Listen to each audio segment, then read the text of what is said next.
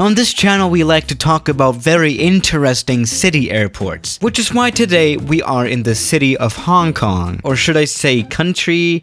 I don't know, we're just in Hong Kong. And today we're gonna talk its airport, or should I say its former airport, because this doesn't exist anymore. Yes, we have visited this place before in the simulator and tried landing some planes here, but today I wanted to dig in a little bit more, and especially talk about this approach a little bit more, because it was pretty damn interesting. Now, how should I begin? This airport was built in 1954. That is quite a while ago. And the thing is, when they built this airport, they wanted it to be as close to the city center, to downtown Hong Kong as possible. In fact, it's only 1 kilometer to the east of Hong Kong, which is amazing. But yeah, this airport is pretty damn old. And back in 1954, the city of Hong Kong didn't look like this. You know, there weren't as many skyscrapers as there are right now. Planes were not as big as they are right now. And so back then, approaching into this airport was a little bit of a challenge, but not that big of a challenge as it is today, or as it was before it closed. You know, there are always big advantages of building airports right in the middle of the city, but there are always some problems that come with it. You know, for example, this airport used to be wasting a lot of space. You know, airports are always insanely big, and you can obviously build houses there. Another challenge is always the approach into the airport itself. Or maybe the takeoff too, even though it was not that challenging to depart out of Kai Tak, but the approach was quite a thing. Now for landing, mostly runway 13 was used because of the winds. You know, I can imagine that all the winds are coming from the ocean into the land, and you know, planes always operate against the wind, so runway 13 was always used pretty much. But there were some problems about that, obviously, because there's the city and some hills as well here. You know, you can see skyscrapers on the right and skyscrapers on the left, but there are no skyscrapers in the middle part,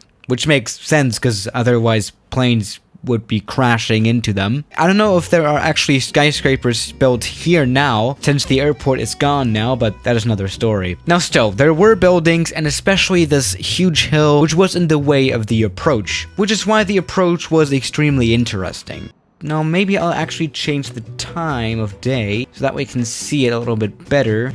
Now you can definitely see these flashy lights, and that's actually how the airliners were supposed to fly into the airport. They were obviously not flying above the mountains, but they actually had to approach from the side, then do a very steep right turn for runway 13 and eventually, hopefully, touch down. Yes, that's how it worked. Actually, I do have some charts here. For example, this is the instrument approach. As you can see, you would turn into the final approach here, as you can see, and then right here, you would take the right turn for the runway. That is extremely interesting, definitely. Now, here's another chart. As you can see, we have a checkerboard here as well, which is also in the simulator. It is that one, and that helped navigate a little bit too. And yeah, that's really how the airliners used to fly in here. Look at that sunset. What the hell? And you know what? Let's actually try doing this approach now in the 737, which was definitely not the biggest plane to fly here. Definitely not.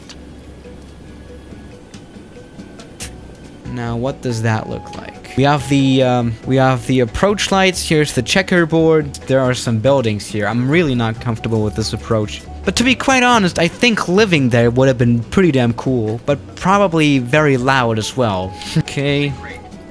Let me just tell you, Kai Tak was Hong Kong's only airport for a long time. So you could see huge 747s do that very steep bank turn for the runway. Right, we're even a little bit too high on the approach. I'm pretty sure pull-up warnings were pretty damn common here at the airport.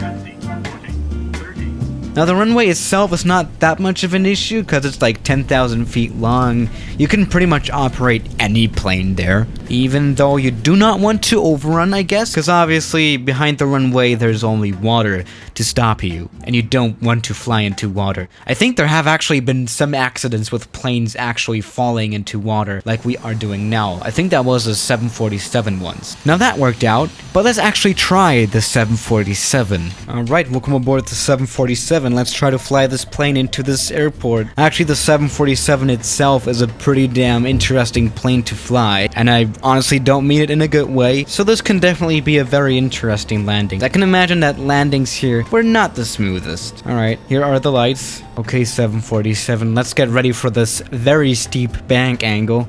Oh goodness. Oh goodness. Yep, that's how the approach looked like. That was a very, very, very, very steep bank angle.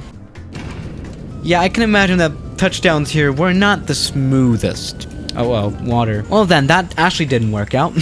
And we are in the water. And I think you can already imagine why they decided to close down this airport eventually in 1998. I mean, first of all, it was a very challenging one for the pilots. I don't know if you needed special training for this airport, but this was definitely not a very easy airport to fly into. Now, another problem was obviously that this airport was not that large. And let me just tell you, this was Hong Kong's only airport. Yeah, I'm talking about Hong Kong, that huge major worldwide city that was growing and growing, and so the air travel was growing and growing as well. I can believe that it was running at maximum capacity for a long time until it was eventually closed. And these days we have new airports like this one. It is a floating airport. Yes, yes, they built an artificial island for this airport. Now the space of the runway is actually a cruise terminal. I think you can actually see a cruise here in the ortho scenery and the satellite scenery. Yeah, this huge cruise ship that snuck into the satellite photo. And I guess that's a cool way to use that space here. Obviously, closing the airport was also a huge advantage for the people living in Hong Kong, because an airport makes noise, or more specifically, the planes in it and flying into it. Now, a plane that actually flew here too, at least once I think, was the Concorde.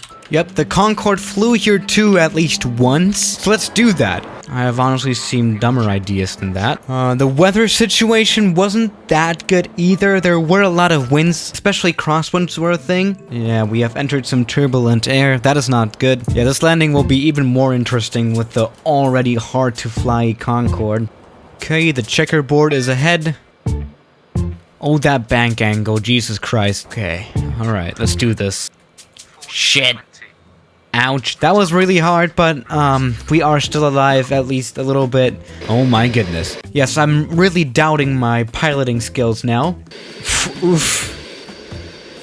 Let's not talk about the landing itself, alright? It's time for the 777. The 777 is also not that easy to handle, so let's see, I guess. Yeah, maybe let's go for another sunset. Alright, the approach lights are ahead. Okay, 777, get ready for this very, very, very steep bank angle again. We do have some turbulence as well and some winds. Yeah, that building right in front of us doesn't make me very comfortable. Time for a bank. Oh my god.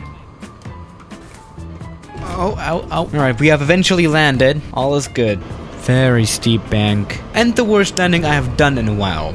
Oh my goodness. But I mean, what can we say? While it's very sad that this airport was closed down, it was probably the best choice. You know, after all, the airport wasn't very safe. It was very challenging for the pilots. So why would you continue to operate it if it was only causing issues, really? I mean, it was also too small, simply. Bank angle. And touchdown. Yeah, that landing wasn't horrible. I've seen worse ones. So yeah, while Kai Tak is closed and will be closed forever, it will also be in our hearts forever. Okay, that sounds very cheesy, but whatever. Let's actually do one final landing with this Falcon FA-50. And why is there an SR-71 Blackbird just taxiing along? By the way, I just wanted to bring something up again. This is the SR-71, and I fly the SR-20 in real life. The SR-71 is just a little bit more advanced than the SR-20, and that was one of those jokes that only like 10% of the viewers actually understand, but that is another story. How about another sunset? Yeah, we do have some very bad turbulence. As I already said before, weather was also a huge problem here. Good evening, buildings. Yeah, just Kai Tak things.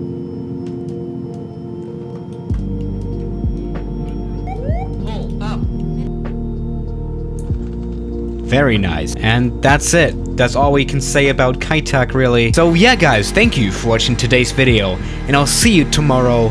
As always, good night.